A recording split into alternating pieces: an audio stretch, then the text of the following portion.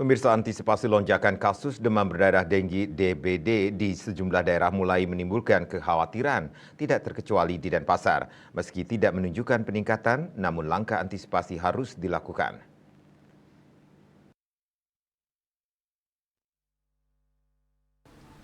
Salah satu yang perlu disiapkan dalam upaya penanganan kasus ini yakni tersedianya anggaran yang memadai.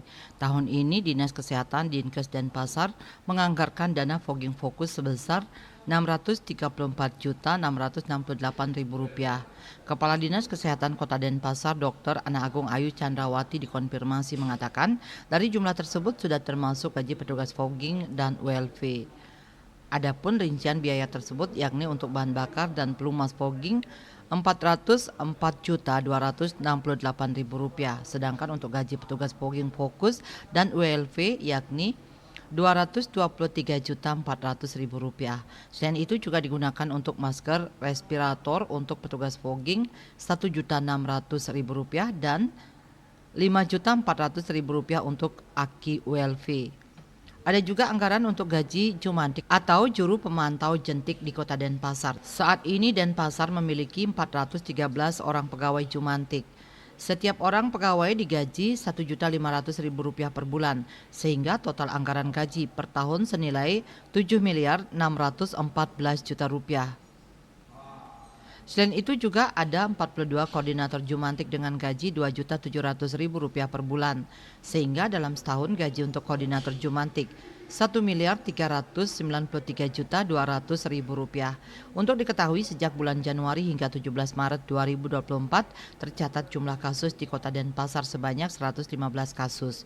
Jumlah kasus ini dengan rincian pada Januari sebanyak 34 kasus, kemudian Februari 2024 sebanyak 42 kasus, dan Maret sampai tanggal 17 Maret sebanyak 39 kasus.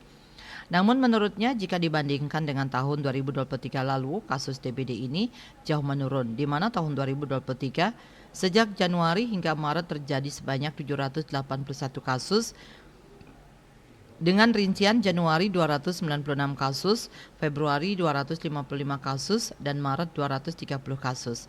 Jika dibandingkan tahun lalu jumlah kasus lumayan tinggi dan total kasus tahun 2023 sebanyak 1.332 kasus dengan 4 kematian.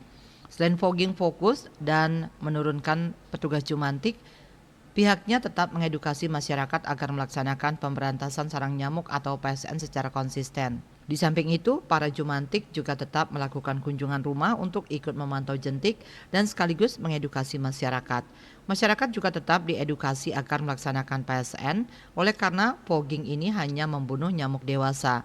Jika tetap ada jentik di tempat penampungan air atau genangan air, seminggu kemudian akan berubah menjadi nyamuk dewasa dan siap menyebarkan penyakit DBD dan begitu seterusnya. Pihaknya mengatakan jangan sampai dilakukan fogging setiap minggu karena di samping biayanya tinggi, efek dari asap fogging juga tidak baik untuk kesehatan. Asmara Putra, Bali Post melaporkan.